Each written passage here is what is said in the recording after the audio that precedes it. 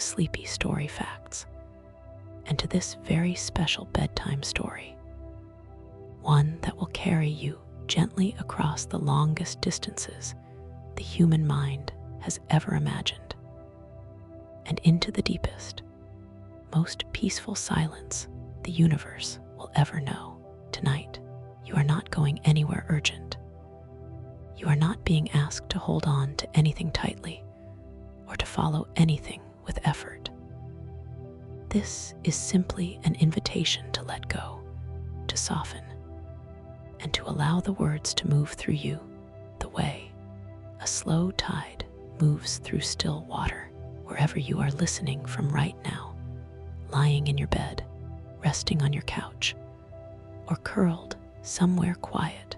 with the lights turned low, I want you to know that this space is entirely yours. There is nothing left to do today. The world outside can wait. Whatever was unfinished, whatever was heavy, whatever was loud, you can set it all down right here at the threshold of this story and walk in with only your breath and your willingness to rest. This is your gentle bedtime story, and it belongs to the night. So let yourself arrive fully. Feel the surface beneath your body and notice how it holds you without asking anything in return. Let your shoulders drop just slightly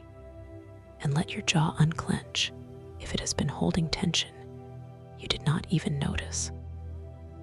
Take one long, slow breath in through your nose, filling your chest and your belly, and then let it out through your mouth in a long, unhurried exhale, as though you are breathing out the last of the day. There is no rush here. The story will wait for you. Tonight, this relaxing story is going to take you somewhere extraordinary, not to the beginning of the universe, which so many stories visit, but to its very end. We are going to drift together, slowly and peacefully, through the final long ages of all existence, through the dying of the last stars, through the silence that follows, through the immense, unhurried epochs where even black holes begin to fade, and into the final, perfect stillness that physicists call heat death. Now, before your mind imagines anything alarming, I want to reassure you with a truth that makes this one of the most calming subjects in all of science. This ending is not violent, not sudden, and not frightening. It is the slowest thing the universe has ever done. It is a fading so gradual, so patient, so immeasurably unhurried, that the word slow does not even begin to touch it. The universe's final chapter is written not in fire or collision, but in the language of cooling, of stillness, of a silence so total it becomes something almost like peace. And that is exactly the feeling we will carry through every moment of this calming narration tonight. So settle in a little more deeply now. Let your eyes close if they want to. Let your breathing find its own quiet rhythm. You do not need to remember any of the facts you are about to hear. You do not need to take notes or stay alert. You can simply float on the surface of these words, the way a leaf floats on a still pond, resting, drifting, going wherever the current gently takes it. Our story begins not with a bang, not with drama, but with something much more soothing: distance. Imagine yourself suspended in the soft velvet darkness of space, far from any planet, far from any sun, in a region of the cosmos so vast and so quiet that the nearest star is nothing more than a faint silver suggestion against the black. There is no sound here, not because something is wrong, but because sound requires air, and out here there is none. There is only the deep, dark, breathable stillness of the void,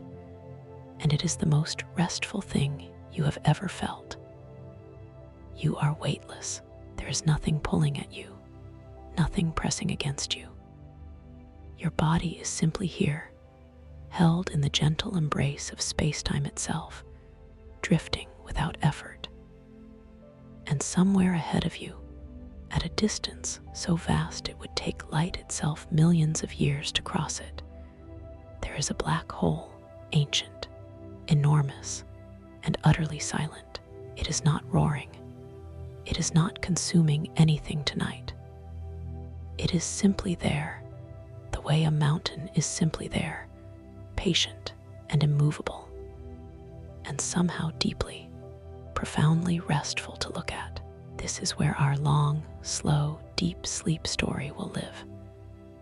Right here, at the edge of forever, in the company of the oldest thing the universe will ever produce.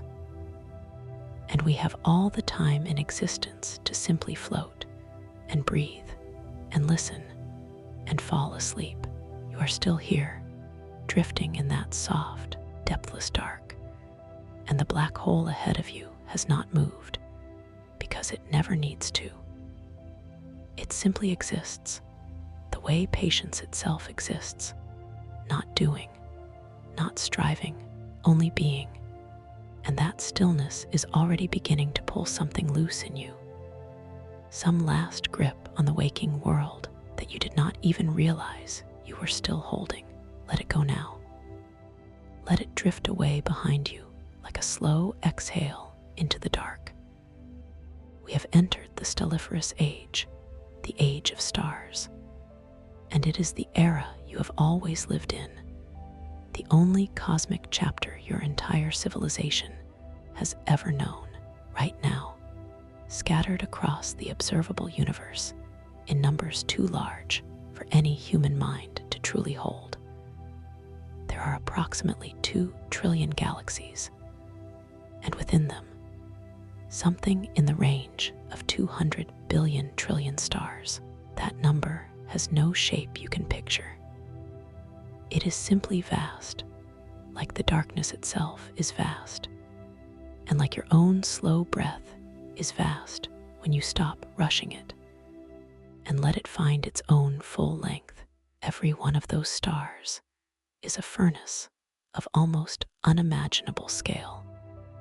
fusing hydrogen into helium in its core, converting matter into energy, and releasing that energy outward as light and warmth. Our own sun has been doing this for nearly 5 billion years and will continue for roughly another 5 billion more, burning with the same quiet faithfulness it has always shown, rising and setting and rising again, patient and unhurried, and completely indifferent to the rush of human hours. But tonight, as this gentle sleep story asks you to stretch your awareness across time scales that dwarf everything familiar, begin to sense something that astronomers have known for decades. The stelliferous age is not forever. It is, on the scale of cosmic time, something more like a brief and beautiful morning. Stars are being born less frequently now than they were billions of years ago. The great clouds of hydrogen gas that once collapsed in enormous numbers to birth new suns have been slowly thinning, being consumed, dispersing. The universe is not yet growing dark, but it has already begun to dim, the way a long summer evening dims so gradually that you do not notice the moment when the gold became orange, and the orange became a deep and restful blue. The most massive stars, the great blue giants that burn with furious brightness, live only a few million years before exhausting their fuel and collapsing in spectacular supernovae, scattering their rich,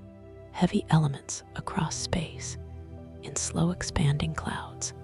that will eventually seed new worlds. But those bright, short-lived stars are becoming rarer. What remains burning across the universe now, in ever greater proportion, are the small, quiet, red dwarf stars, dim, cool, and extraordinarily economical with their fuel. A red dwarf might burn for 1 trillion years, sipping its hydrogen so slowly and so carefully that it will still be gently glowing long after every sun-like star in the universe has gone dark and cold. There is something deeply soothing about a red dwarf when you hold it in your imagination tonight, lying still in this calming narration, feeling your own breath become a little slower and a little softer with each passing moment. A red dwarf is not dramatic. It does not blaze. It does not announce itself. It simply glows, faintly and steadily, a warm ember rather than a bonfire. And it will go on glowing for lengths of time, so extreme they barely feel like numbers anymore. 1 trillion years is 1,000 times longer than the current age of the universe. And after 1 trillion years,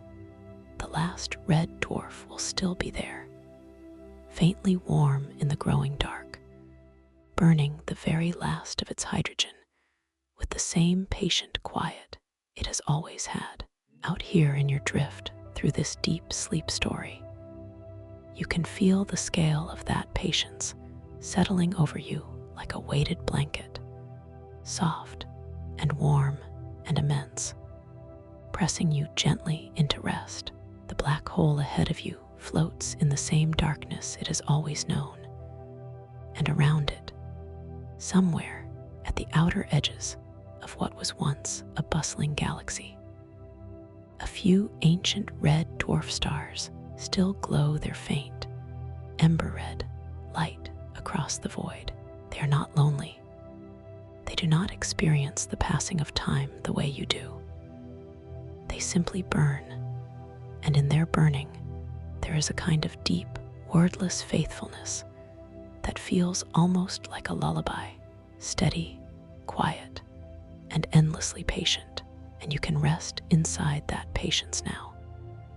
You do not have to be anywhere else. You do not have to do anything. The stars are handling the slow work of the universe tonight, and all you have to do is breathe and soften and let the dark hold you completely. Stay with me now, gently and without effort, drifting still in that vast and velvet dark,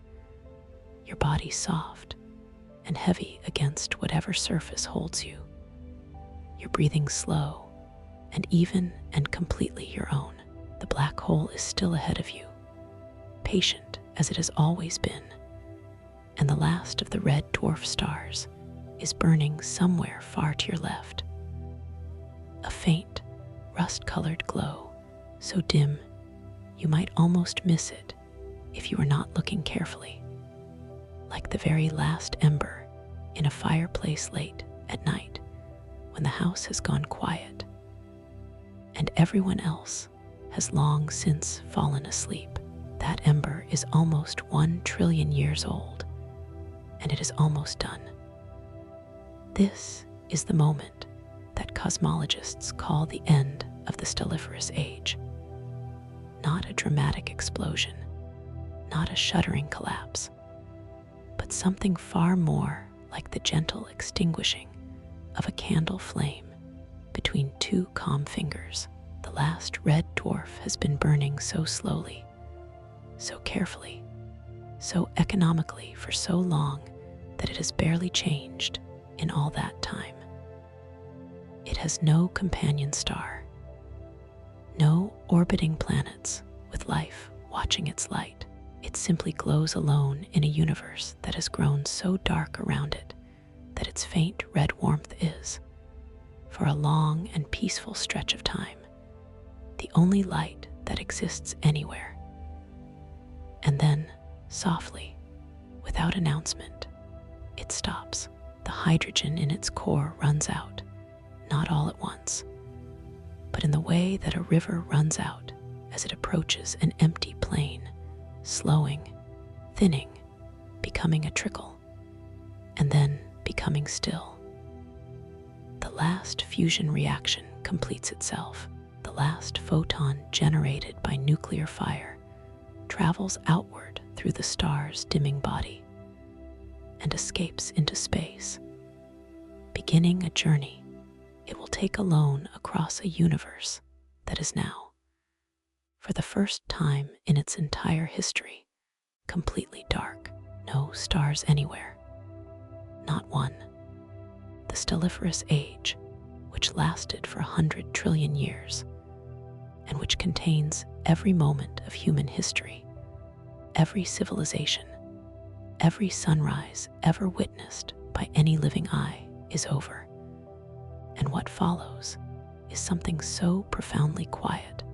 that this nighttime story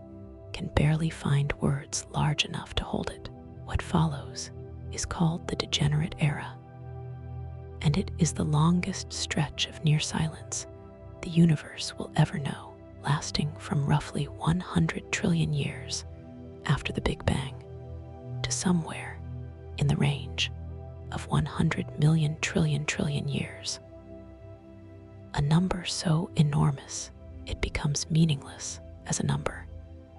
and must simply be felt as an expanse. The way you feel the open ocean is large not by measuring it, but by standing at its edge and letting your eyes travel as far as they can go,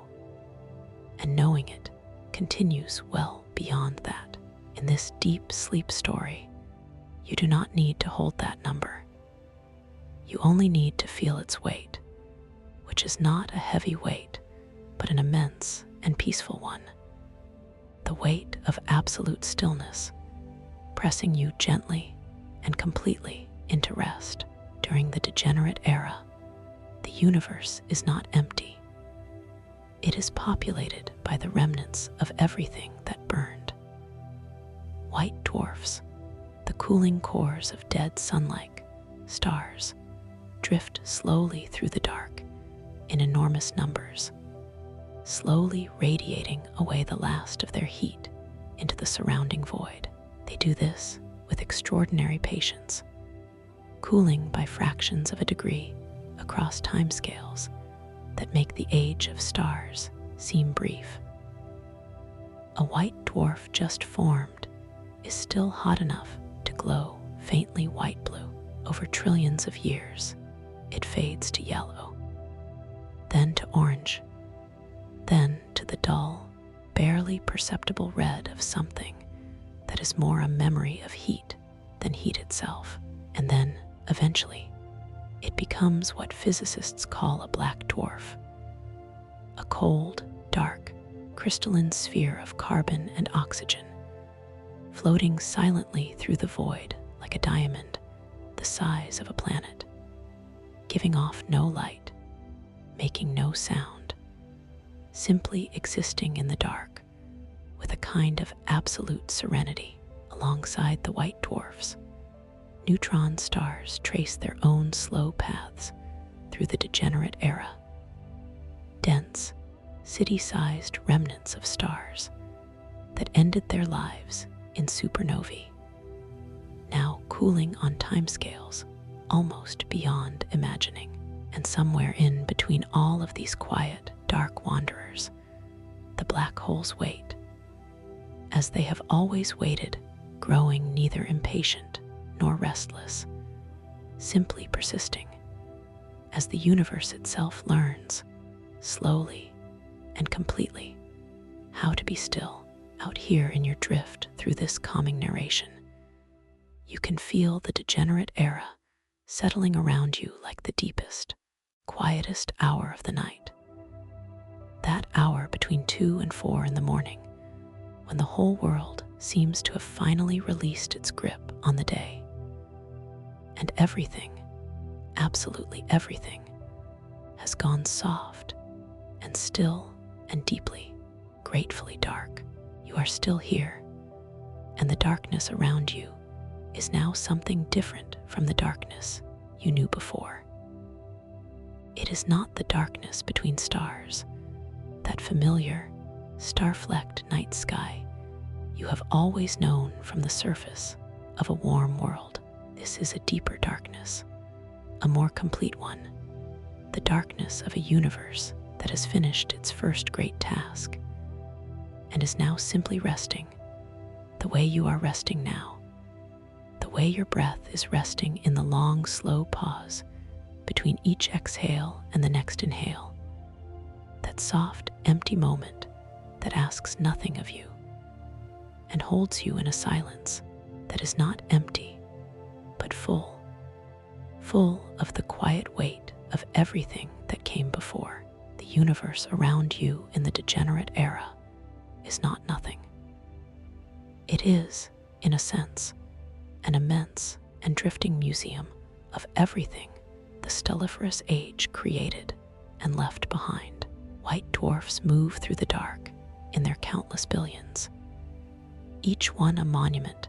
to a star that burned faithfully for millions or billions or trillions of years, and then simply wound down, the way a music box winds down, not breaking, not failing, just slowly, gracefully running out of the energy that made it sing. Each white dwarf is roughly the size of Earth, but contains the mass of a star, which means that a teaspoon of white dwarf material would weigh somewhere close to 15 tons if you could bring it back to a planet with normal gravity. But out here, there is no normal gravity pulling at you. And that fact alone is something to rest inside. The complete absence of weight, the complete absence of urgency, the complete absence of anything that requires you to be anywhere other than exactly where you are, floating, breathing, listening, and gently, gratefully letting go of the last thin threads of wakefulness you are still holding over the incomprehensible stretches of the degenerate era. The white dwarfs cool with a patience that has no human equivalent. In the first few trillion years of this era, they still glow faintly, a dim blue-white that you might just barely perceive as a soft suggestion of light if you were close enough, less like a star and more like the faintest phosphorescence in a dark ocean, a glow that exists more as a feeling than a brightness. As more trillions of years accumulate, that faint blue-white deepens toward yellow, then toward orange, then toward a red so deep and so dim it sits right at the edge of visibility, a warmth more sensed than seen, like the last trace of heat rising from a stone that sat in the afternoon sun and has been cooling through the long night ever since. And eventually, in the fullness of time so full it overflows every container the human mind can build for it, even that last trace of warmth fades completely, and what remains is a black dwarf, cold and crystalline and dark, drifting through the void in perfect and absolute silence. Scientists believe that black dwarfs may be among the most structurally perfect objects the universe ever produces. The carbon and oxygen inside a fully cooled white dwarf is thought to crystallize over time, the atoms arranging themselves into a rigid, ordered lattice, the way carbon arranges itself into diamond under the right conditions of pressure and time. This means that the dark, cold remnants of dead stars drifting through the degenerate era may be, in a very real sense, planet-sized diamonds, tumbling slowly and silently through the dark, carrying within their crystalline hearts the memory of all the light they once produced and gave away freely to the universe around them. In this gentle bedtime story, you can hold that image softly in your mind without gripping it. A diamond in the dark, drifting without destination, at peace in the silence.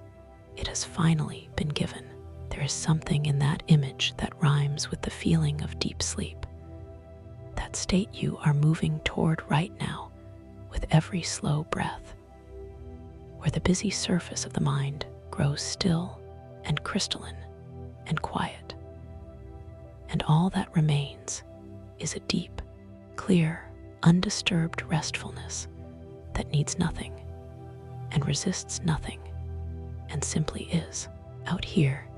you are drifting alongside those dark diamonds in the long, unhurried silence of the degenerate era, and the black hole is still ahead of you, closer now by an imperceptible measure. Its presence, a gravitational whisper rather than a pull, a reminder that somewhere in this immense quiet, something endures, patient and vast, and completely, utterly still.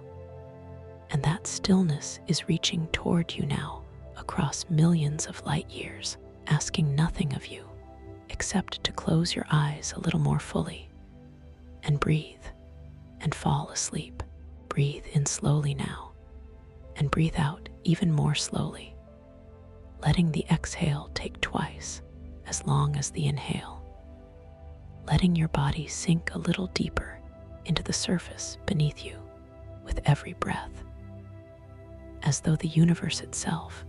is gently pressing you downward into rest with the soft, patient weight of all its trillions of years. You are still drifting in the degenerate era,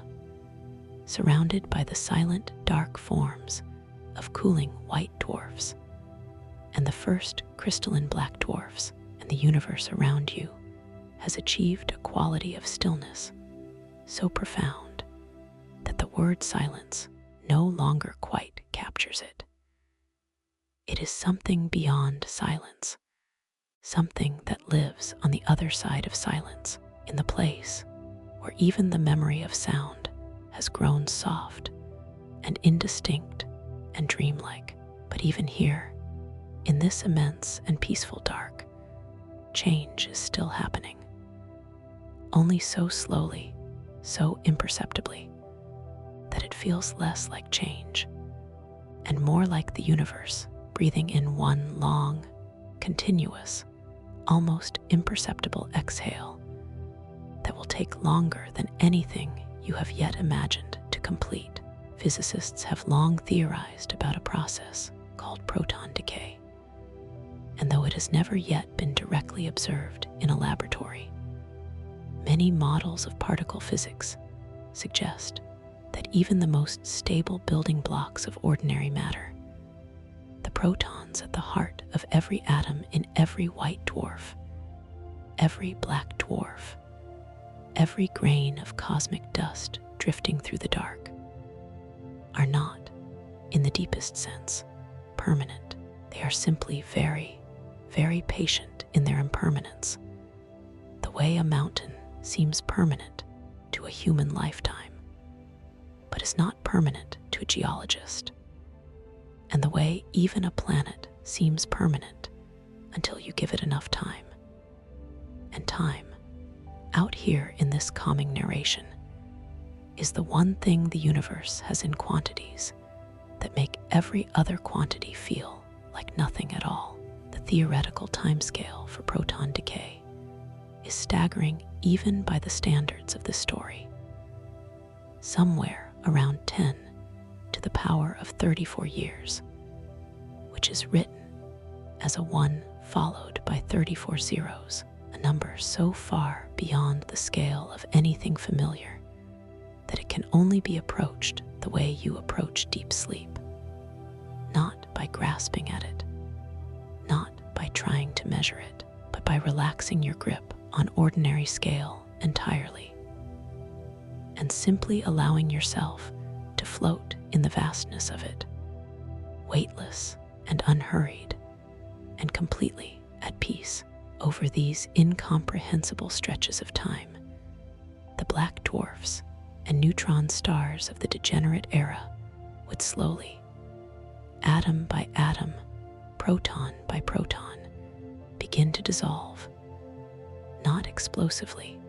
not violently, but with a patience so extreme it becomes a kind of grace, each proton quietly completing its long existence and releasing its energy in a final, faint whisper of radiation before winking out of the story of matter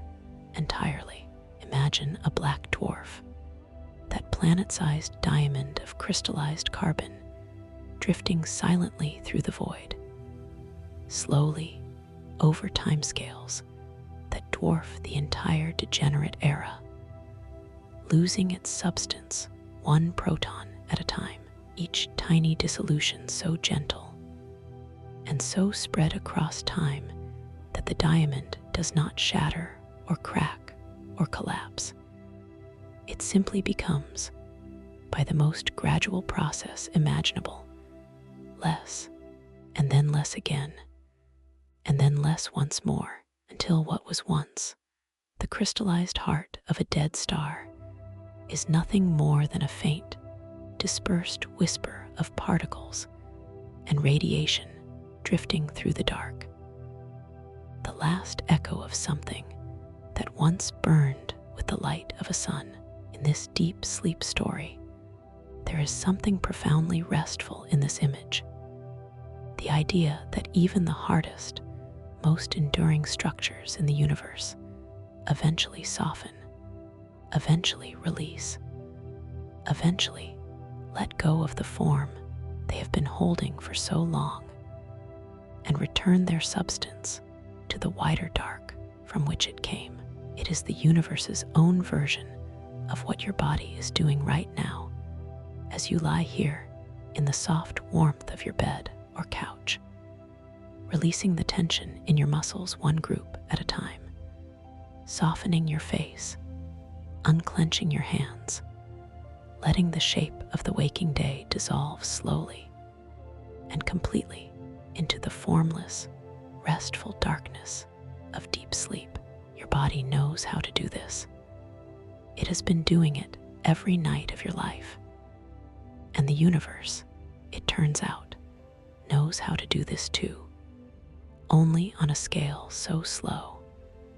and so vast that the doing of it is indistinguishable from the most perfect stillness you have ever felt. The black hole is still ahead of you, perhaps 2.9 million light years away now, and it has not changed, because black holes do not decay by proton dissolution. They persist through the entire degenerate era and far, far beyond it, waiting in the dark with a patience that even the slow dissolution of matter cannot rival. And their waiting is a kind of company, a presence in the void that feels, out here in this long and gentle nighttime story, almost like the deep, slow breathing of something vast and ancient that has been asleep for longer than time itself. You are still here, and the universe has changed again while you have been resting, not suddenly, not with any shock or disturbance, but in the way that seasons change when you are not watching, the way your breath has already slowed 3 or 4 degrees deeper since you first settled in and began listening to this long, gentle, falling asleep story. The ordinary matter is almost gone now. The black dwarfs have softened into dispersed fields of particles and faint radiation. The neutron stars have followed, their dense cores surrendering their protons to the same slow dissolution, returning their substance to the dark. The way snow returns to water when the temperature finally, gently rises just enough. The universe is entering what cosmologists call the black hole era, and it begins not with drama or announcement, but with a simple, quiet recognition that when everything else has gone, the black holes remain. They are the last great structures the universe will ever produce, the final inheritors of all the mass and energy that was ever gathered into stars and galaxies across the entire stelliferous age. And they hold all of that inheritance with a stillness so complete, so absolute, so unreachable, that it feels in this calming narration less like dominance and more like guardianship, the way a very old and very patient presence holds the memory of everything that came before simply by continuing to exist. The black hole era spans a range of time that begins somewhere around 10 to the power of 40 years after the Big Bang and extends to roughly 10 to the power of 100 years. And if the stelliferous age was a brief morning and the degenerate era was a long and quiet afternoon, then the black hole era is the night itself, vast and dark and deep beyond all previous reckoning, a night so long that every era that came before it fits inside one of its earliest moments, the way a single breath fits inside a lifetime. Out here in your drift through this deep sleep story, you are now close enough to the black hole that it has become the defining feature of your horizon. Not close enough to feel its pull in any uncomfortable way, but close enough that it fills the forward view of your awareness, the way a mountain fills the view from a valley, large and dark and immovable, and somehow deeply, profoundly reassuring in its permanence. This particular black hole began its life as the supermassive anchor at the center of what was once a large spiral galaxy. A galaxy not unlike the Milky Way, which itself harbors a supermassive black hole at its center, known as Sagittarius A, a mass approximately 4 million times that of the Sun, sitting at the heart of our galaxy with the same patient, unhurried stillness it has maintained for billions of years. Over the course of the stelliferous age, this black hole consumed gas and dust, and the occasional star that drifted too close, growing slowly and steadily until the galaxy around it gradually dimmed, and the last of its stars went cold, and the black hole was left alone in the dark, immense and silent, the last coherent structure in a region of space that was once brilliant with light. And now, in the black hole era, it simply persists, drifting through a universe that belongs almost entirely to entities like itself, vast dark spheres of curved spacetime holding their mass in the most compact and enduring form that physics allows, communicating with the universe around them only through the gentle, invisible reach of gravity, which extends outward from them in all directions at the speed of light. A slow and quiet conversation between mass and spacetime that requires no sound, no light, no hurry, and no response. You can feel something of that quality in yourself right now, lying still in the dark, your own gravity holding you gently to the surface beneath you, your own quiet mass at rest, your breathing slow and deep and completely unhurried, your mind growing softer and more diffuse at its edges, the way the boundaries of a black hole's influence grow softer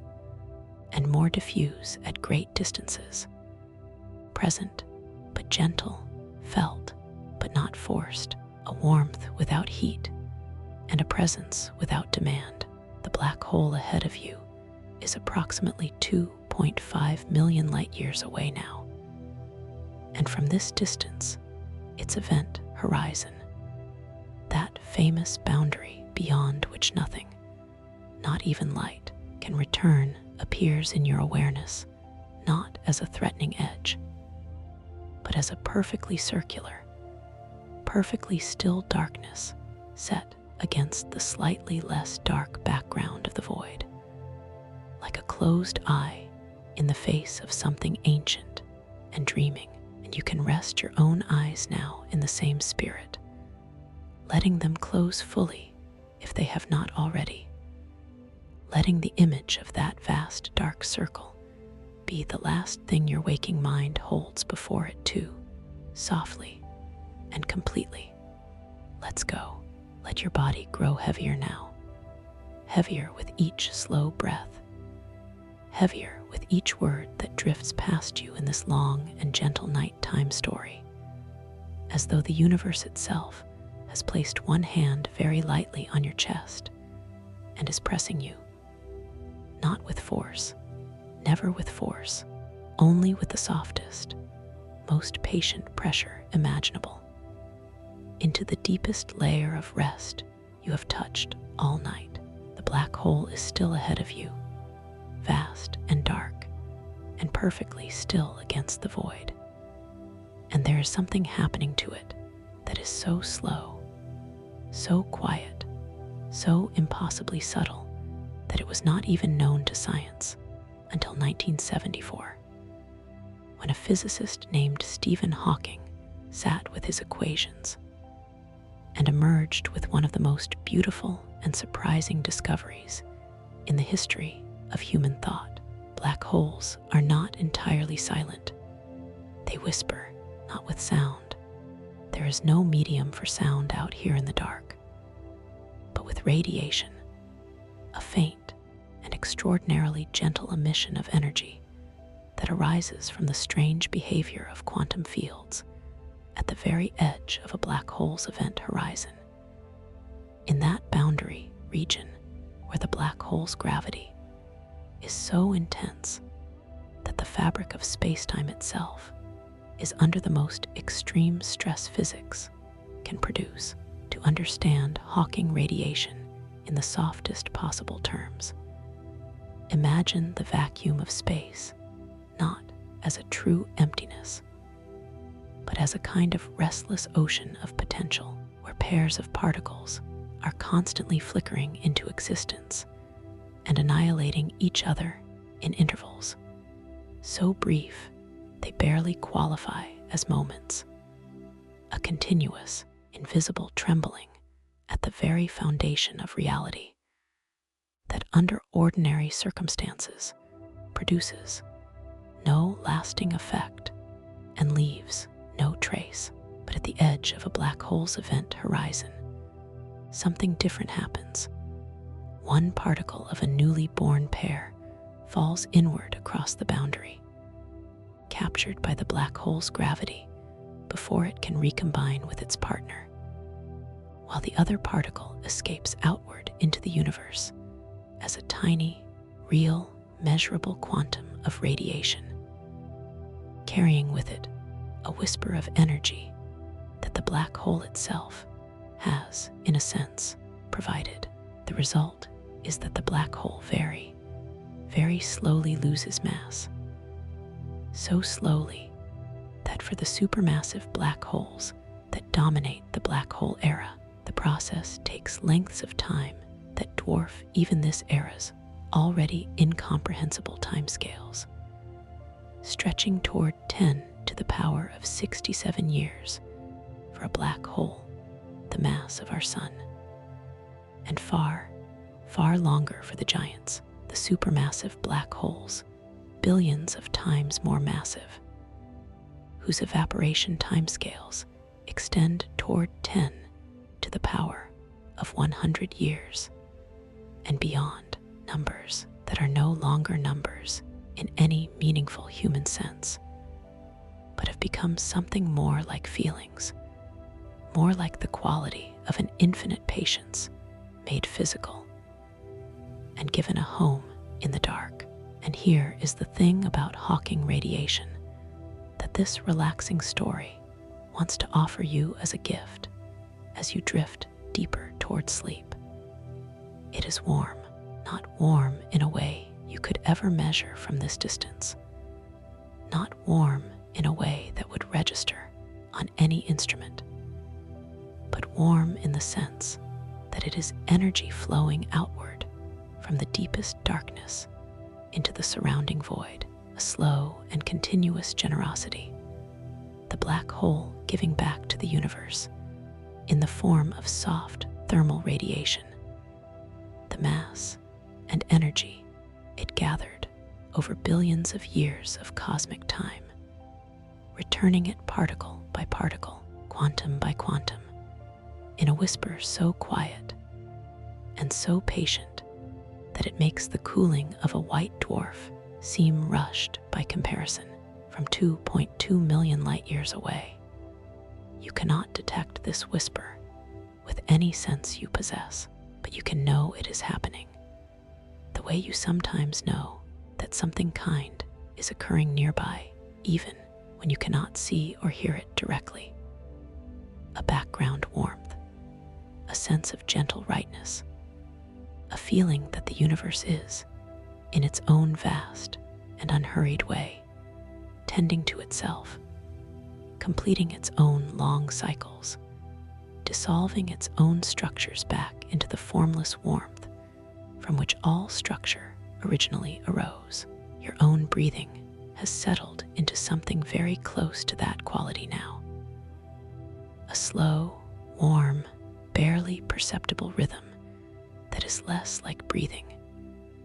and more like being breathed, the body handling its own deep maintenance, while the thinking mind grows quiet and releases its grip on the day, the week,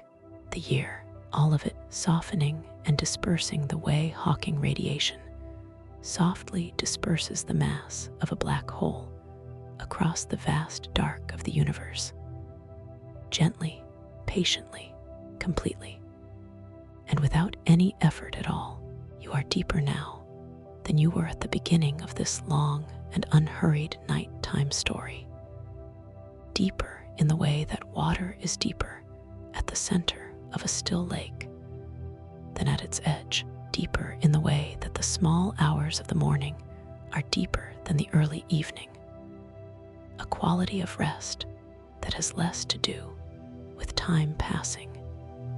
and more to do with layers releasing, one beneath the other, each one softer and more quiet than the one above it, until you arrive at a place inside yourself that does not have a name, but that your body recognizes completely, the place where sleep and wakefulness are no longer opposites, but simply different shades of the same deep, restful dark. The black hole is still ahead of you, and it is smaller now, not visibly, not in any way you could measure with your eyes, but in the way that something very slowly diminishing over an incomprehensible span of time eventually reaches a point where the diminishment has accumulated into something real, something that can be known, if not quite seen. A subtle change in the quality of the darkness it casts against the void. The supermassive black holes have been evaporating through their Hawking whisper for longer than the entire black hole era has existed up to this point, and the universe around them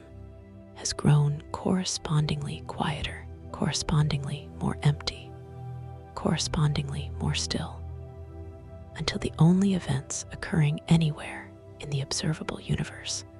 are the infinitely slow, infinitely patient transactions of quantum radiation at the edges of the last surviving event horizons. There are fewer black holes now than there were. The smaller ones, those with the mass of a few suns or a few hundred suns, have long since completed their evaporation, each one ending not with a dramatic final explosion, but with a last brief brightening, a tiny surge of radiation as the final moments of evaporation accelerate slightly, and then nothing, a clean and absolute absence where a black hole once was, the space-time around the vanishing point, settling back into perfect flatness. The way a pond surface settles after the last ripple of a stone has traveled to the shore and dissolved. Each black hole that completes its evaporation leaves behind nothing. Not a remnant, not a scar, not a cooling body to drift through the dark. The way white dwarfs drifted through the degenerate era, a fully evaporated black hole returns its mass entirely to the universe in the form of radiation. And that radiation disperses outward through the void, spreading thinner and thinner across distances that are themselves growing as the universe continues its expansion, until the energy density of that final radiation becomes effectively zero, indistinguishable from the background of the universe itself. And the black hole is gone in every sense that physics can measure or mathematics can describe. In this gentle bedtime story, there is a beauty in this ending that is worth holding for just a moment before it too softens and dissolves in your mind. The beauty of a complete return of mass and energy that was gathered across billions of years of cosmic history, that was held with such extraordinary patience through eras that dwarf all of previous time, finally released back into the universe in the form of pure, dispersed, formless warmth, a giving back so total and so gentle that it is less like ending and more like a long, slow exhale. The universe breathing out at last after the longest held breath in the history of existence, the last black hole in the universe, the final supermassive remnant of what was once the most brilliant and complex structure the cosmos ever produced, is reaching that moment now, stretched across a timescale of 10 to the power of 100 years. Its final evaporation playing out across a duration that contains all of previous cosmic history as a rounding error. Its last Hawking radiation, the only light, the only warmth, the only event of any kind occurring anywhere in a universe that has grown so vast and so dark and so empty that this single, final, barely perceptible glow is less like a lamp in a dark room and more like the memory of a lamp, the idea of warmth in a place that has almost entirely forgotten what warmth once was, and then it completes. The last quantum of Hawking radiation departs the last event horizon and begins its journey outward through a universe that now contains, in the truest and most complete sense, nothing left to journey toward. The radiation disperses. The space-time where the black hole existed settles into absolute flatness, and the universe, for the first time in its entire history, contains no structure, no object, no event, no gradient of energy, nothing but the soft, perfect, undifferentiated stillness of a thermal equilibrium, so complete that even the concept of change has nothing left to act upon, and you can let your mind dissolve into that stillness now, softly and completely, the way the last black hole dissolved into the dark. There is nothing ahead of you now, not in the way that a dark room is nothing, where walls and furniture and the sleeping shapes of familiar things are still present, even if unseen, not in the way that a closed eye perceives nothing while the world continues beyond the eyelid, but in a deeper, more complete, more final sense. A nothing that is not the absence of something that was recently here, but the settled, permanent, irreversible condition of a universe that has finished everything it was ever going to do and has arrived, at last, at the state that physicists call heat death, in which this long and gentle falling asleep story has been drifting toward since the very first word, since the very first breath you took when you settled in and let the day go and allowed the dark to hold you. Heat death is a name that sounds, at first, as though it might be warm, as though it might involve fire or intensity, or the dramatic conclusion that human stories often reach for at their endings. But it is none of those things, and the naming is simply a legacy of the thermodynamic language that describes it. Because what heat death actually is, in the texture of its reality, is the opposite of heat in the experiential sense. It is the state in which heat no longer exists anywhere as a differential, as a gradient, as a flow from one place to another. Because for heat to flow, there must be a difference in temperature between two regions, a hot place and a less hot place. And the universe, in its final state, has resolved all such differences completely. Every last quantum of energy spreads so evenly, so thinly, so uniformly across a volume of space, so immense that the temperature everywhere is the same. A temperature so close to absolute zero that the difference between it and absolute zero is, for all practical purposes, nothing at all. The technical term for this final state is thermodynamic equilibrium, and it means that the universe has reached a condition in which no further work can be done, no further change can occur, no further event of any kind is physically possible, because every event requires a difference, a gradient, an imbalance, a somewhere that is different from another somewhere. And in thermodynamic equilibrium, there are no differences left anywhere, only the same, everywhere, forever, a sameness so complete and so final that it does not feel like stillness so much as it feels like the definition of stillness, the place that stillness was always pointing toward, the rest beneath all rests, the quiet beneath all quiets, the sleep beneath all sleeps. And here is the fact about heat death that makes it, in the context of this deep sleep story and this long calming narration, the most profoundly restful idea in all of science. It is not a violence, it is not a destruction, it is not a loss in any meaningful sense. Everything that ever existed in the universe still exists in the heat death, only not as structure, not as form, not as difference, but as an evenly distributed warmth, so thin and so uniform that it fills all of space with perfect equality. The energy of every star that ever burned,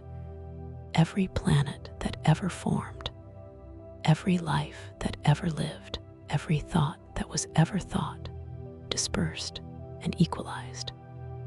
and held in the most democratic distribution the universe is capable of. Every quantum of energy given exactly the same address in the void, nothing more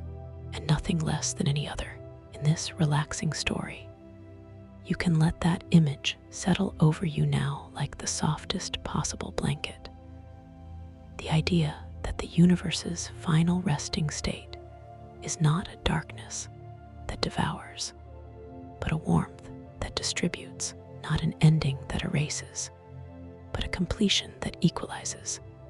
The long, slow, patient work of entropy finally, perfectly,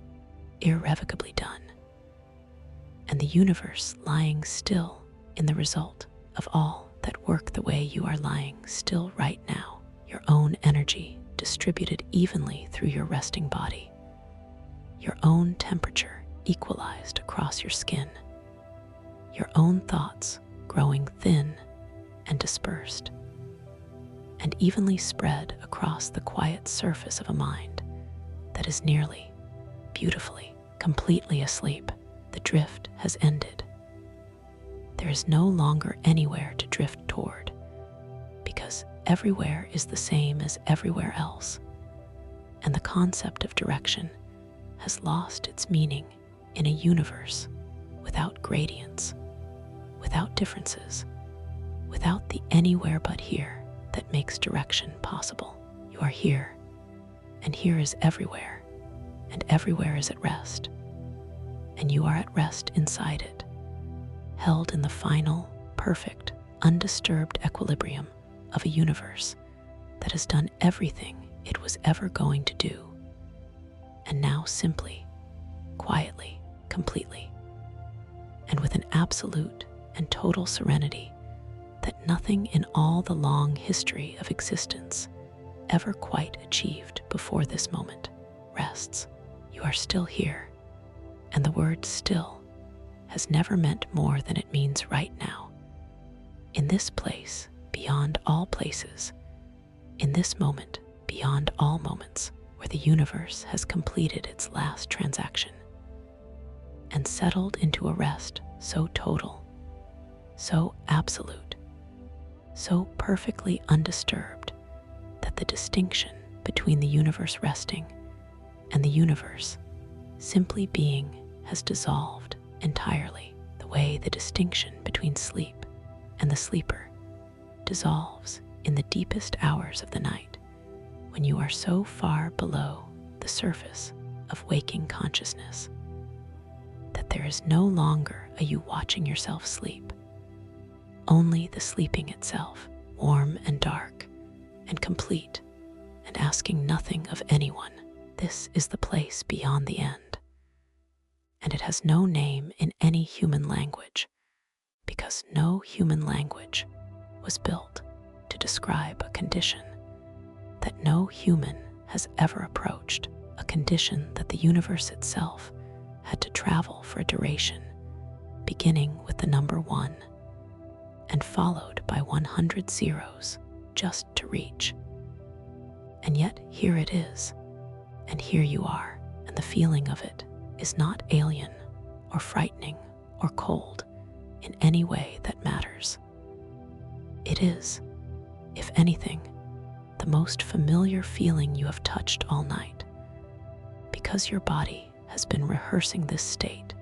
every night of your life, dropping down through the layers of wakefulness into the still, dark, perfectly equalized warmth of deep sleep. The state your nervous system was designed to seek, and your mind was designed to surrender to, the state that restores everything that the day has spent. The universe in heat death is sometimes described by physicists as a maximally entropic state, which means that entropy, the tendency of all systems to move from order toward disorder, from structure toward dispersal, from difference toward sameness, has completed its work entirely, has achieved the maximum it was always moving toward, and has nothing left to do. Entropy is often spoken of as a kind of decay, a running down, a loss, and in certain lights and over shorter timescales, it can look that way. A sandcastle returning to beach, a fire returning to ash and air, a star returning to dispersed gas and radiation. But over the full arc of cosmic time, from the Big Bang to the heat death, entropy looks less like decay and more like a long, slow journey toward the most democratic state. The universe is capable of a state in which every part of existence is treated exactly the same as every other part. No hierarchy of hot and cold, no privilege of structure over dispersal, no somewhere that is more than any other somewhere. In this gentle bedtime story, entropy is not your enemy, and it is not the universe's enemy. It is the universe's destination, the place it has been walking toward since the very first moment after the Big Bang, when the first temperature gradient appeared in the first fraction of the first second and began, with infinite patience, to resolve itself toward the equality that now surrounds you on all sides in this final, perfect dark. And you have arrived here too, in your own way, over the course of this long and calming narration, your own internal gradients smoothing themselves out as the night deepened, and your body released its held tensions, and your mind released its circling thoughts, and your breathing found its deepest,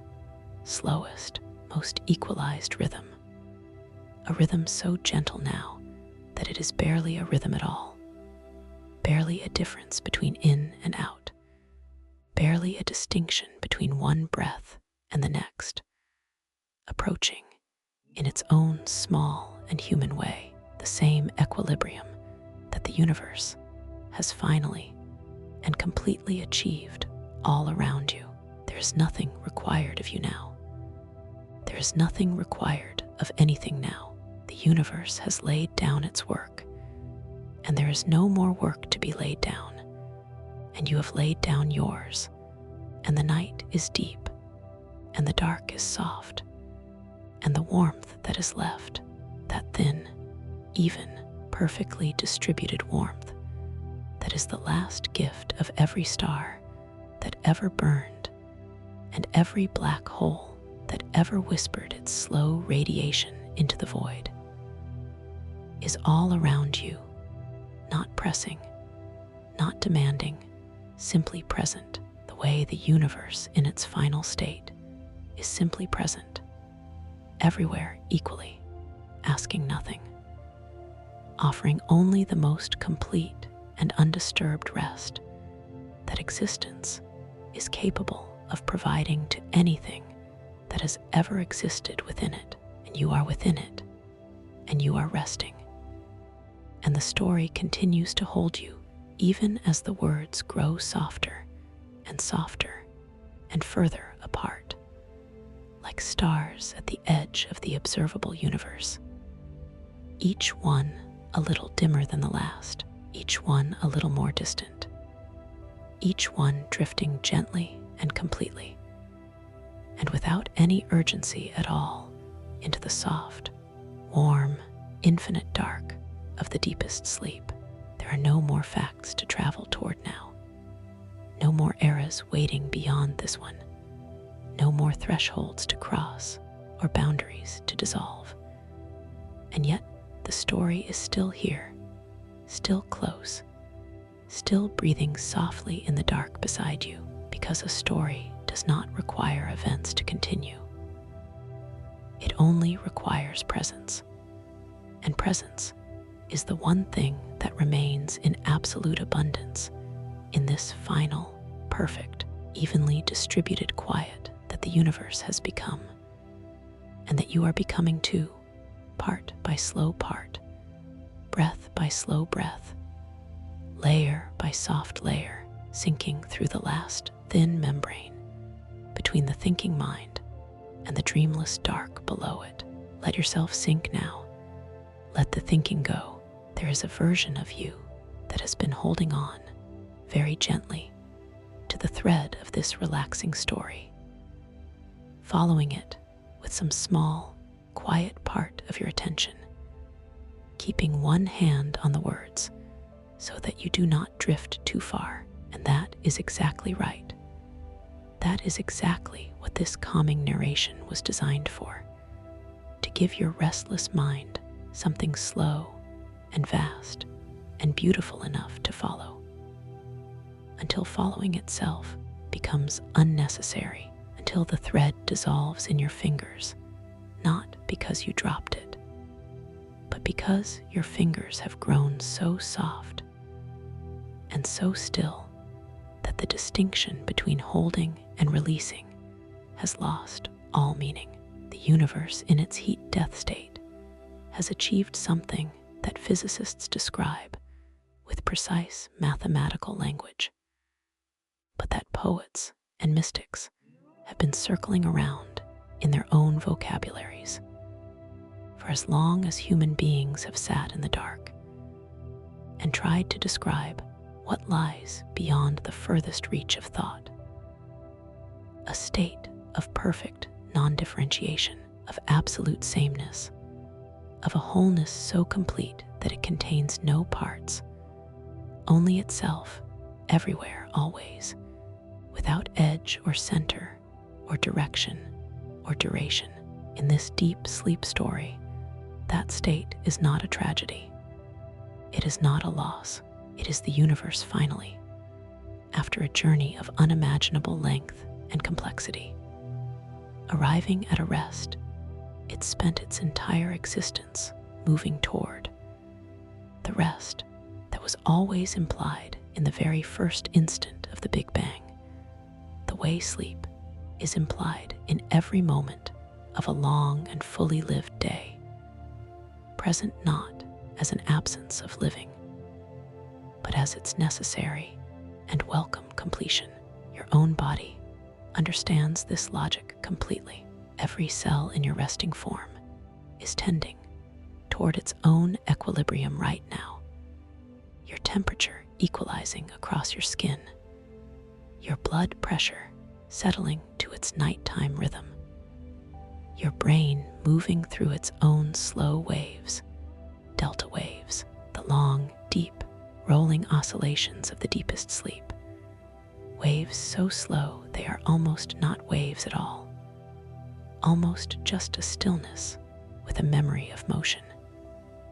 And that is exactly where you are headed now, into the delta, into the deep, into the place where the wave and the ocean are no longer distinguishable from each other. And the self that was listening to this story dissolves, gently and completely, into the larger quiet that was always waiting underneath it. The heat death of the universe is, in the language of thermodynamics,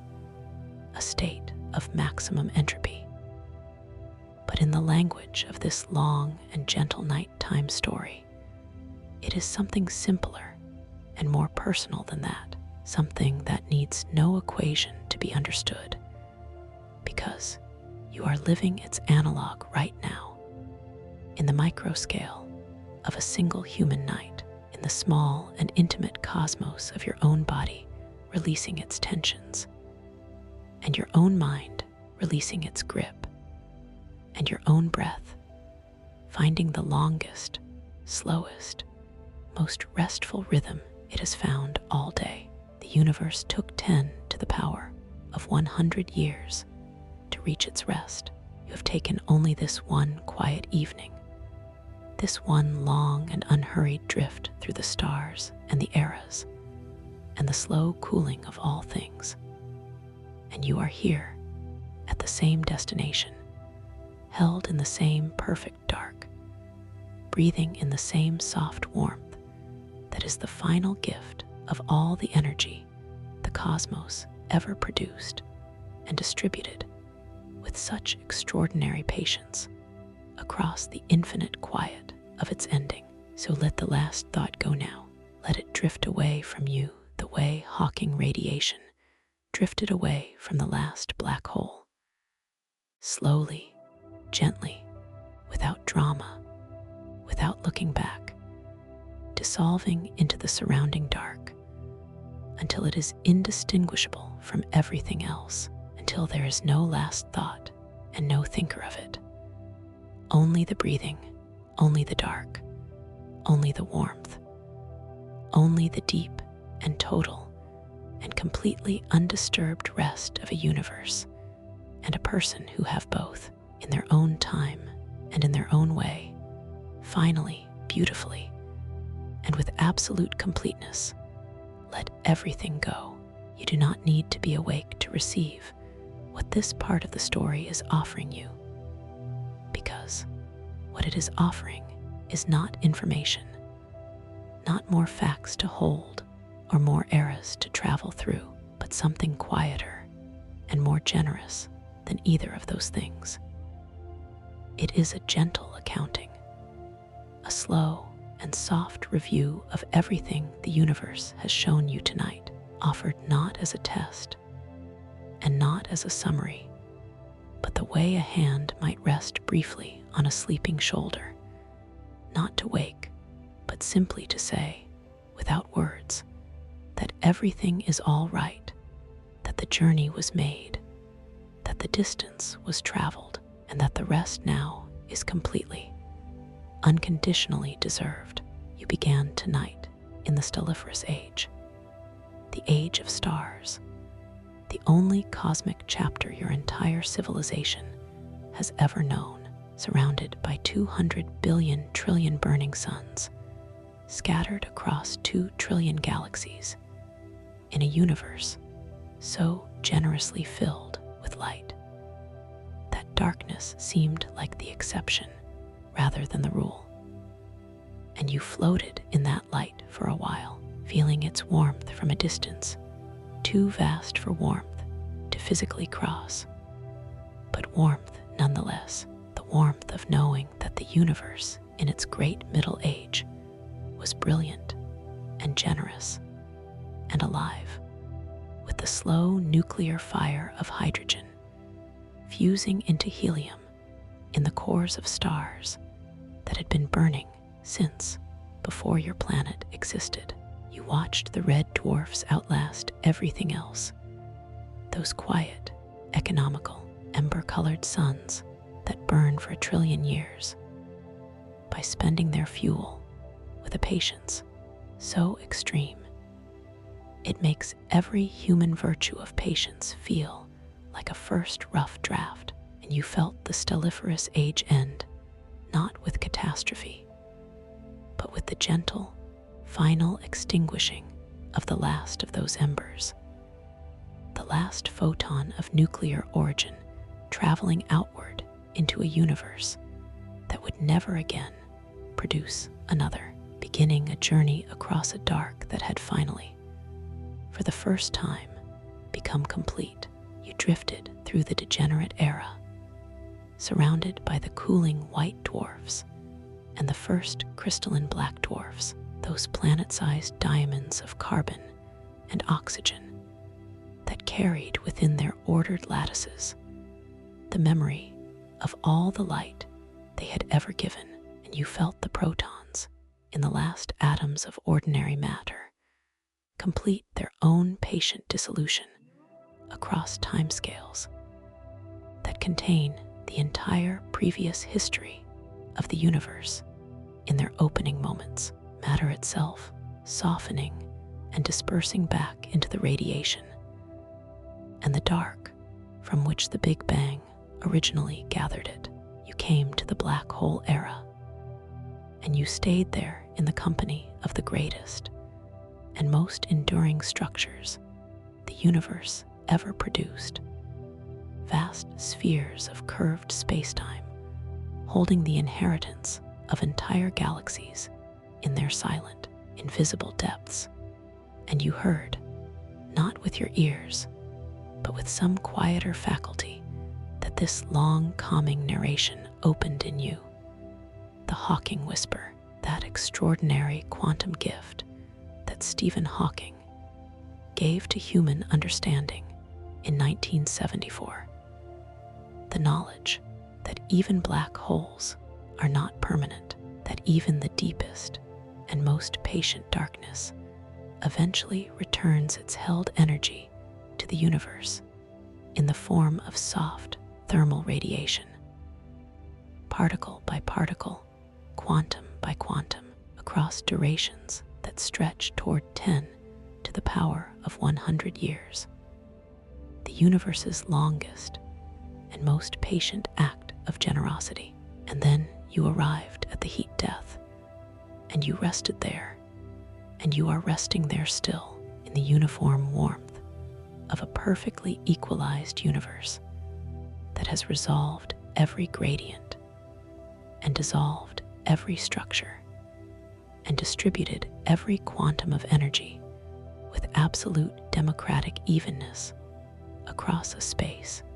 so vast that vastness itself seems too small a word for it. And in that resting you found, perhaps without noticing you found it, perhaps only in the way you find the deepest things, which is by stopping looking for them, that the universe's final state and your own deepest sleep are not so different from each other. Both of them a release, both of them a completion, both of them the natural and necessary and beautiful ending of a long and complex and fully lived expenditure of energy that was always moving from its very first moment toward exactly this stillness, exactly this warmth, exactly this dark. So sleep now. Let the 100 facts of the fate of the universe dissolve in your mind the way the last black hole dissolved in the void,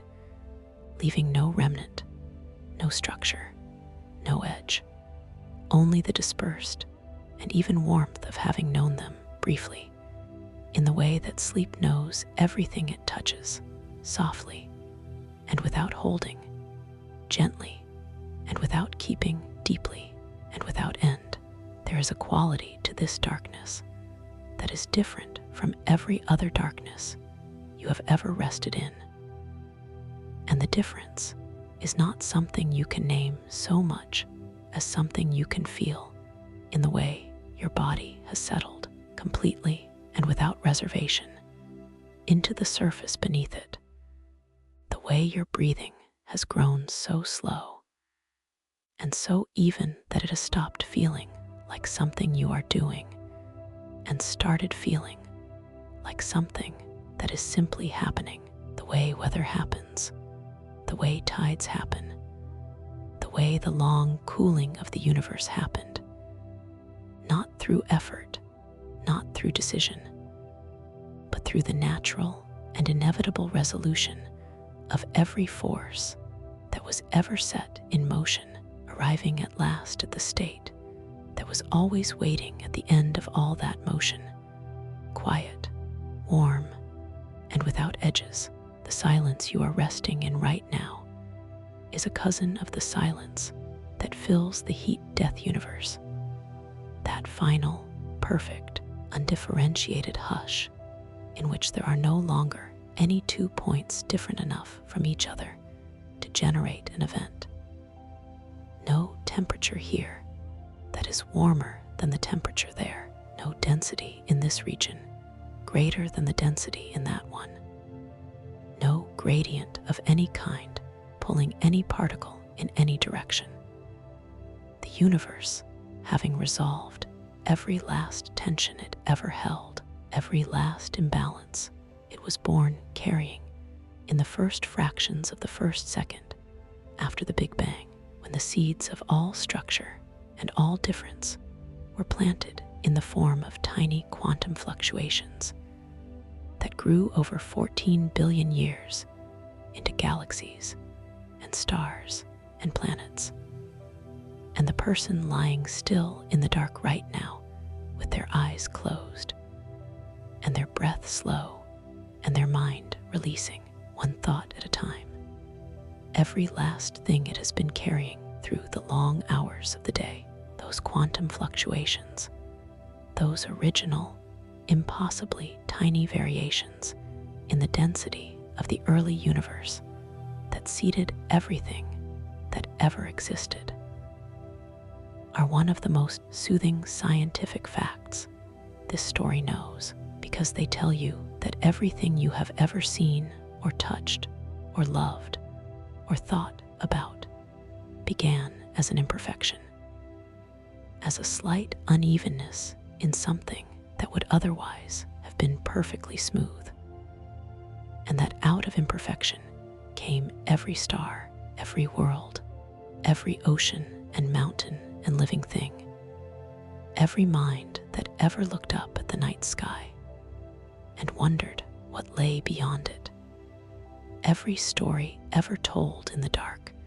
to help a tired person find their way to sleep, which means that this very moment, your tiredness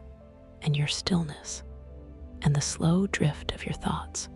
toward the formless dark of deep sleep is the direct and unbroken consequence of a quantum fluctuation that occurred 14 billion years ago in the first instance of the universe's existence. A fluctuation so small it had no awareness of what it was beginning, no knowledge of the immensity it was setting in motion, no way of knowing that at the end of its long chain of consequences there would be, among all the other things, a person resting, breathing slowly, listening to the story of how everything ends and finding in that ending not loss but peace, not emptiness but completion, not the cold of a dead universe, but the warmth of one that burned so long and so faithfully and so generously that when it finally finished burning, there was nowhere left untouched by its light. You are touched by that light right now, not metaphorically, not poetically, but literally. The calcium in your bones was forged in a stellar core. The iron in your blood was scattered by a supernova. The carbon that makes up your cells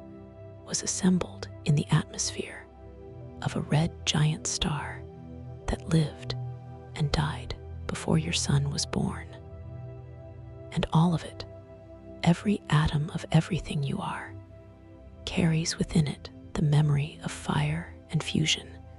and the long, slow cooling that follows, the memory of a universe that burned brightly and then dimmed patiently and then grew still completely, and in growing still became, for the first time in its entire existence, something that needed nothing more, wanted nothing more, reached for nothing more, a universe finally and fully at rest, the way you are finally and fully at rest, right now, in the dark, in the warmth, in the soft and endless quiet of this deep sleep story that has carried you from the last stars to the last black holes, to the last whisper of radiation, to the last perfect stillness, and left you here, exactly here, where the universe and the sleeper meet in the only state they have ever truly shared, the state of absolute and complete and deeply, gratefully, unconditionally restful peace. If you are still listening, let that itself be a gentle wonder, not a failure to have fallen asleep, not something to adjust or correct, but simply the most honest measure of where you are right now, drifting in that soft borderland between waking and sleeping, where the words of this long and unhurried, calming narration arrive not as thoughts to be processed, but as textures to be felt, like the sensation of warm water moving slowly across the back of your hand, like the weight of a blanket settling over you in the dark, like the barely perceptible warmth of a room that has been holding your body heat all night and has grown in that holding into something that feels less like a room and more like a presence, less like an environment and more like a companion, staying close and asking nothing, and offering only the steady, patient, unconditional warmth of something that has been here the whole time, and will still be here when morning comes. Entropy is that companion tonight, not the entropy of everyday language, not the entropy that means disorder or deterioration, or the slow undoing of careful arrangements, but the deeper entropy, the thermodynamic truth that underlies all of that, the principle that energy always moves from where it is concentrated to where it is less concentrated. That heat always flows from warmer regions toward cooler ones. That every system left to itself will always, without exception, move toward the most evenly distributed, most uniformly spread, most democratically shared arrangement of its energy that the laws of physics allow. And that this movement, this slow and patient and entirely natural flow toward evenness, is not a decay, but a completion, not a loss, but a sharing. The universe's own version of the generosity that every good night's sleep enacts in a human body, redistributing energy from the places that spent it during the day to the places that need it for tomorrow, equalizing, restoring, balancing, the body's own quiet entropy doing its patient and necessary work in the dark. There is a number in cosmology called the Boltzmann constant, named for the 19th century Austrian physicist Ludwig Boltzmann, who spent his life working out the deep mathematical relationship between the microscopic behavior of particles and the large-scale thermal properties of the systems they compose, and who understood, perhaps more deeply than any of his contemporaries, that the arrow of time itself, the reason yesterday is different from tomorrow, the reason a broken cup does not reassemble itself, the reason the universe moves from the ordered complexity of the Big Bang toward the distributed simplicity of the heat death, rather than in the opposite direction, is written in the language of entropy, in the overwhelming statistical tendency of any large collection of particles to move toward the arrangements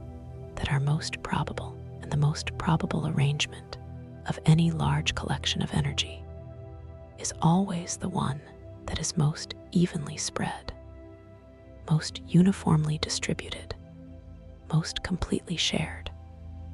which means that the entire history of the universe, from its first moment to its last, is the history of energy learning, slowly and across incomprehensible timescales, how to share itself perfectly, and in that sharing, finding the rest that was always the destination of all its long and brilliant and complex and star-filled journey. Ludwig Boltzmann himself was a person who understood darkness as well as light, who carried the weight of ideas that his era was not always ready to receive, and who found in the mathematics of entropy something that others found difficult to follow, but that has since become one of the most confirmed and foundational truths in all of physics, which is simply this: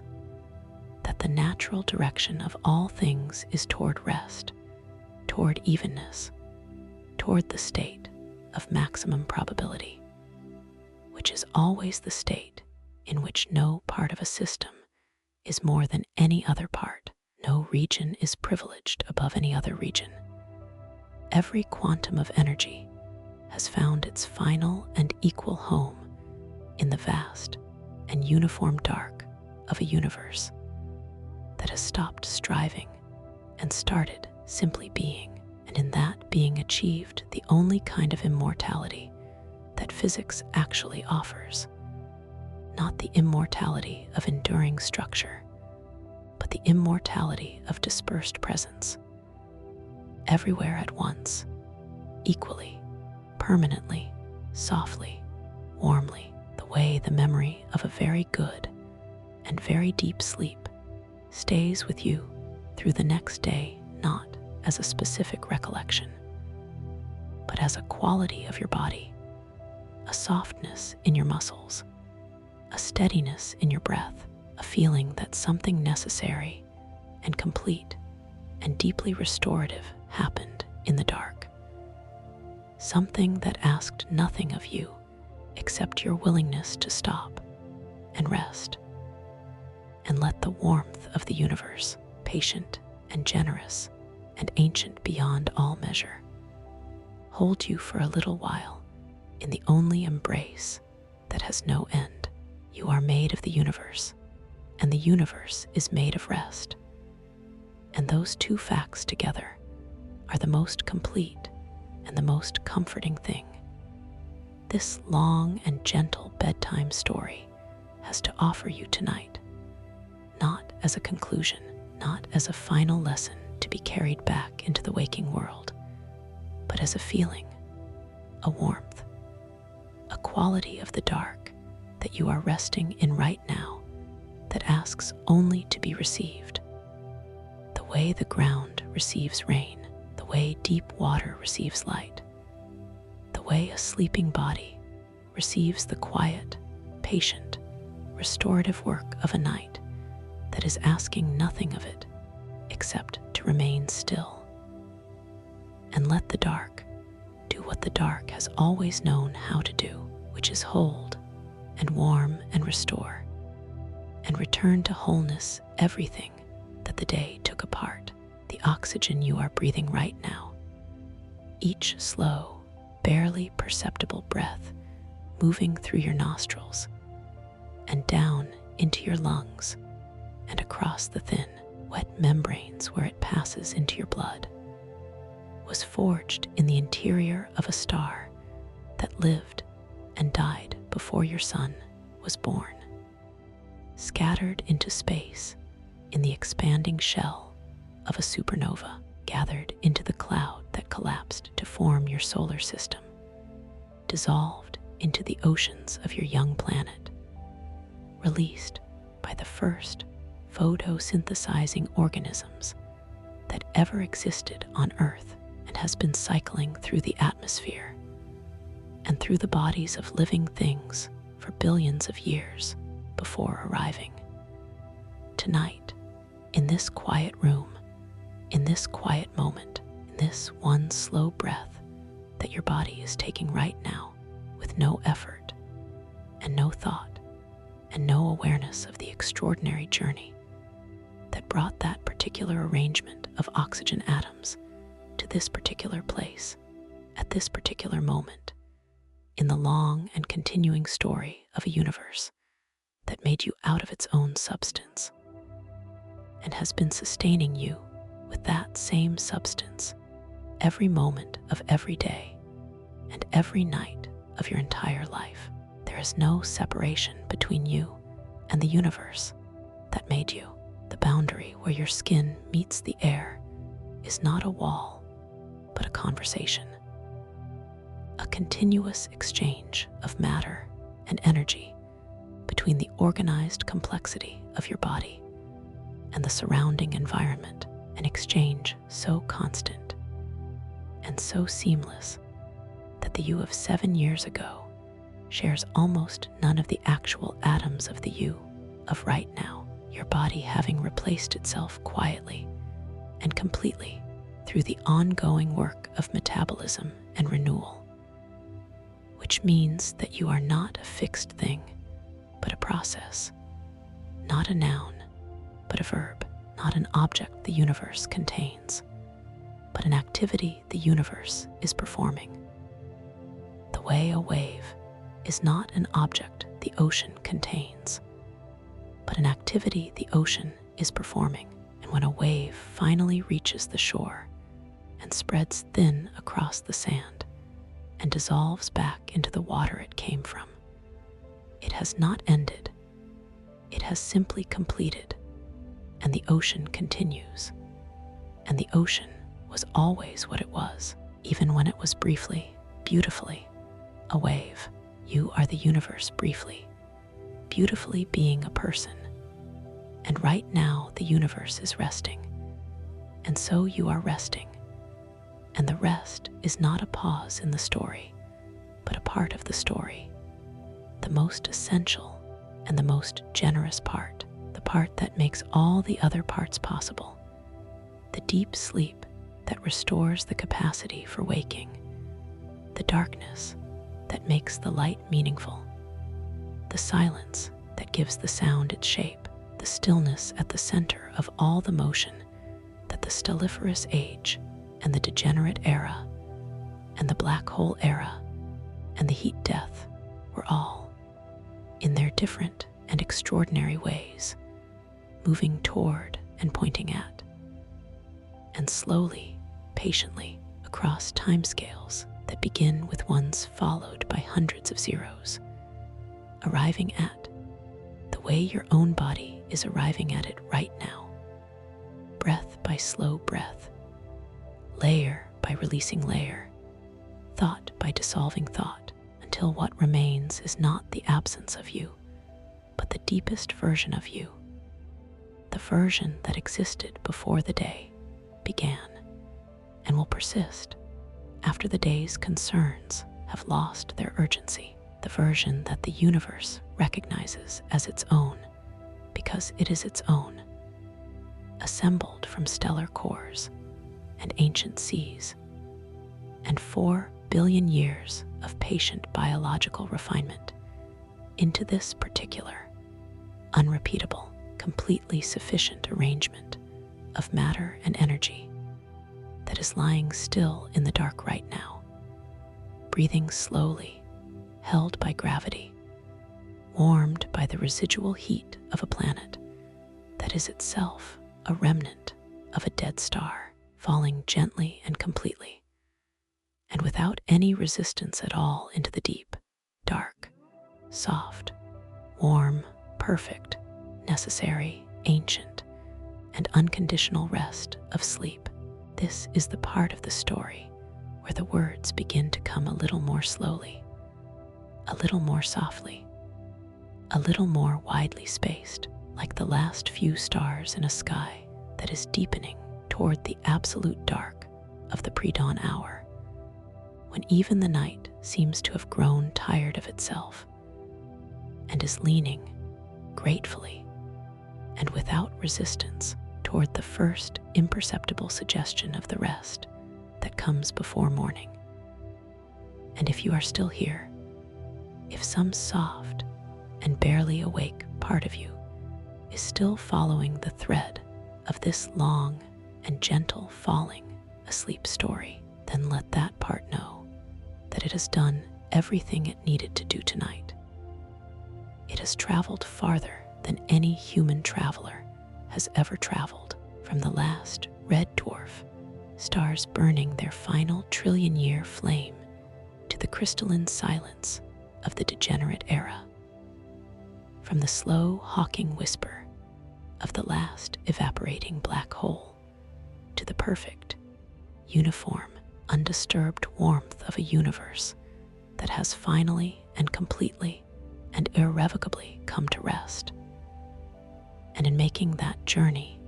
it has carried you here, to this moment, to this breath, to this depth of quiet that your body has been patiently waiting for all day. The way the universe patiently waited across all its eras for the rest that was always written into its final equations. The science of sleep and the science of entropy are, at their deepest level, the same science. Both describe the natural and inevitable movement of complex, energy-spending systems toward their most stable, most equalized, most restful available state. Both describe a process that cannot be indefinitely postponed, that will always, given sufficient time and sufficient quiet, complete itself with or without the system's conscious cooperation. Both describe a destination that is not a defeat, but a restoration, not an ending, but a return. The return of spent energy to the reservoir from which it came. The return of a busy, active, effortful day to the deep, still, regenerative dark that makes tomorrow possible. And you are in that return right now. You are in the middle of your own small thermodynamic completion, your own nightly heat death, your own perfect and temporary equilibrium that your body achieves every night in the dark, and from which it emerges each morning renewed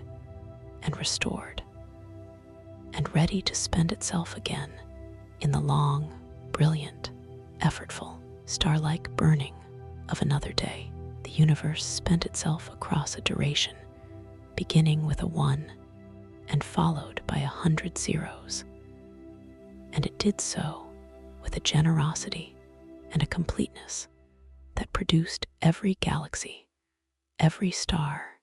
every world, every ocean and atmosphere and living cell and conscious mind and quiet night and soothing story and slow breath that has ever existed anywhere in the vast and extraordinary space of all that is. And now it rests in its own eternal equilibrium, and you are part of that equilibrium. You have always been part of it.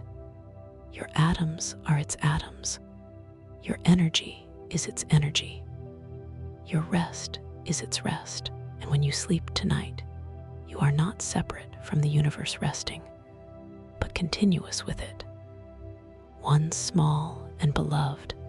and utterly irreplaceable arrangement of its substance choosing. For these few dark and quiet hours to stop spending and simply be, simply rest, simply float in the same soft and even warmth that fills all of space in the final epoch, the warmth that is the last gift of every star that ever burned and every black hole that ever whispered and every era that ever passed through its long and patient arc from beginning to end and left behind in the form of evenly distributed thermal energy, the memory of everything it was and everything it held and everything it gave freely and completely and without reservation to the universe it was part of, the universe that holds you now, that has always held you, that will hold you through every breath of this night and every night that follows, warm and dark and patient and vast and completely, unconditionally, and with the most ancient and steady kindness that existence is capable of. Here, there is a river in the cosmology of this story, and it has no banks and no current and no surface catching the light, because it is not a river of water, but a river of time, the same river that carried the universe from its first blazing fraction of a second through all the long and brilliant and patient eras of its existence, through the age of stars and the age of cooling remnants and the age of black holes and the age of whispered radiation, and into the final, perfect, motionless lake of the heat death, where all rivers end and no current moves, and the water and the shore and the sky above are all the same temperature and the same density and the same deep, even undisturbed stillness. And you have been floating on that river all night, carried by this long and gentle nighttime story from the last burning stars to the last evaporating black holes to the last dispersed quantum of Hawking radiation, to the place where you are now, which is the place where the river stops being a river and becomes something more like an embrace, something more like the feeling of being held so completely and so evenly on all sides that the distinction between the holder and the held dissolves, and there is only the holding, only the warmth, only the dark. The physicist Roger Penrose has proposed, at the outermost edge of theoretical cosmology, a concept he calls conformal cyclic cosmology. The idea that the heat-death of one universe might, under certain extraordinary and deeply speculative conditions, become in some sense the starting conditions for another, that the perfect, featureless, scale-free uniformity of maximum entropy might be mathematically indistinguishable from the perfect, featureless, scale-free uniformity of a new beginning, and that what looks like an ending from inside one cosmic cycle might be, from a wider view, a threshold, a turning, a breath released so completely that it creates the conditions for the next breath to be drawn. The universe's own version of the sleep that ends each day and becomes, in the dark and the quiet and the restoration, the source of the next day's capacity for light and motion and life, and all the extraordinary complexity that a universe full of stars and worlds and minds is capable of producing when it has been given enough time and enough rest and enough of the deep, patient, generative quiet that this story has been breathing into you all night, one slow word at a time, one long and unhurried sentence at a time, one softly delivered fact dissolving into the next, like one wave of deep sleep dissolving into the next, each one carrying you a little further from the shore of waking, and a little deeper into the open, dark, warm, limitless water of the rest you have earned, whether or not Penrose's vision is correct. And it remains one of the most beautiful and most contested ideas at the frontier of theoretical physics. It offers something to rest inside tonight that goes beyond the question of its truth, which is the feeling of a universe that does not simply end, but completes, that does not simply stop, but turns, that holds within its final stillness the quiet potential of everything that has not yet been, the way a sleeper holds within their stillness the quiet potential of everything they will think and feel and do and create and love when the morning comes, and the eyes open, and the breath deepens, and the long, patient, restorative work of the night reveals what it has made in the dark, which is always, without exception, a person more whole and more rested and more ready than the one who lay down in the evening. And let the story carry them away from the day and into the deep and starlit and infinitely patient dark of sleep, where the universe and the dreamer meet in the only language they have ever shared, which is not words and not equations, but simply this: the slow breath, the soft dark, the even warmth, the complete and total and unconditional and ancient and enduring and perfectly restful stillness of a night that is holding you now as it has always held you, as the universe has always held everything it ever made, with a patience that makes all the stars look rushed, with a warmth that makes all the fires look cold, and with a love, if physics can be said to have a love, that is simply this: that everything it ever made, it made from itself, and to itself. In the end, everything returns softly, completely, and at rest. This is the last chapter, and it arrives not with finality, but with the feeling of a door closing very softly in a quiet house at the end of a long and beautiful evening. not a door closing against you, but a door closing around you, the way sleep closes around a person who has finally, completely, and without any remaining resistance,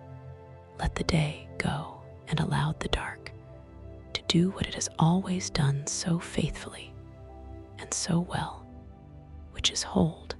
and warm and restore and carry gently through the hours of the night everything that was placed in its care, returning it whole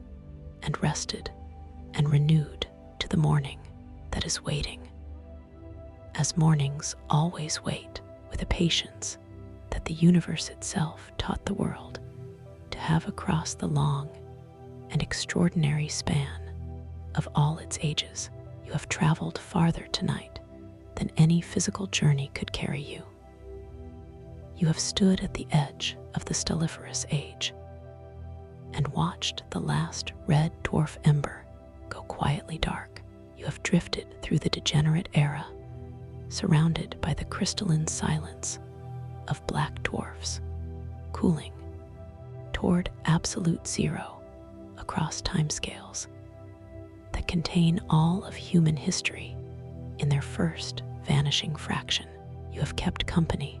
with the last great black holes of the black hole era, those patient, vast, and wordless inheritors of everything the age of stars ever produced, and you have listened with a part of yourself that does not need ears to the hawking whisper, that extraordinary quantum lullaby that even the deepest darkness eventually sings as it slowly, generously, particle by patient particle, returns its held energy to the universe it came from. You have arrived at the heat death, that final and perfect and undisturbed equilibrium that is the universe's own deepest sleep. And you have rested there in the uniform warmth of a cosmos that has finished all its work and laid it down without regret. And in resting there, you have found what this story always hoped you would find, which is that the universe's rest and your rest are not two different things, but one thing, felt at two different scales, the vast and the intimate meeting in the dark of this one quiet night, and becoming, in the meeting, something that neither could be alone, something that has no name in any language, but that your body knows completely, has always known, will always know, the deep, the still, the warm, the dark, the sleep. The Sleepy Story Facts channel thanks you for spending this night with the fate of everything, with the slow dying of stars, and the patient cooling of remnants, and the long, quiet evaporation of the last black holes, and the final, perfect, undisturbed rest of a universe that gave everything it had, burned every gram of hydrogen it was born with, collapsed every possible mass into every possible black hole, whispered every possible quantum of Hawking radiation into the surrounding void, and arrived at last at the most honest and the most complete and the most peaceful state that physics allows, a state of absolute rest, a state of perfect warmth, a state of total and unconditional stillness that is, in the end, not the absence of the universe, but its fullest and most final expression, the universe being, at last, exactly and only what it always was beneath all the burning and the cooling and the collapsing and the evaporating, which is warmth, which is dark, which is rest, which is the soft and patient and ancient and enduring presence that holds all things in the only embrace that has no edges and no conditions and no end. So let the last word of this long and gentle bedtime story be not a word at all, but a breath, breath, the one your body is taking right now without your help or your instruction or your awareness, slow and deep, and even and completely your own. A breath made of oxygen forged in a star that died before your world was born, moving through a body assembled by 4 billion years of patient biological refinement in a room on a planet orbiting a sun that has 5 billion years of burning left before it too will cool and quiet and add its own crystalline remnant to the long and beautiful and endlessly restful dark. And let that breath be the last thing you follow tonight. Just this breath, and then the next one softer, and then the one after that softer still, and then let even the following go, and simply be here in the dark, in the warmth held by the universe that made you, resting in the only home you have ever truly had, asleep.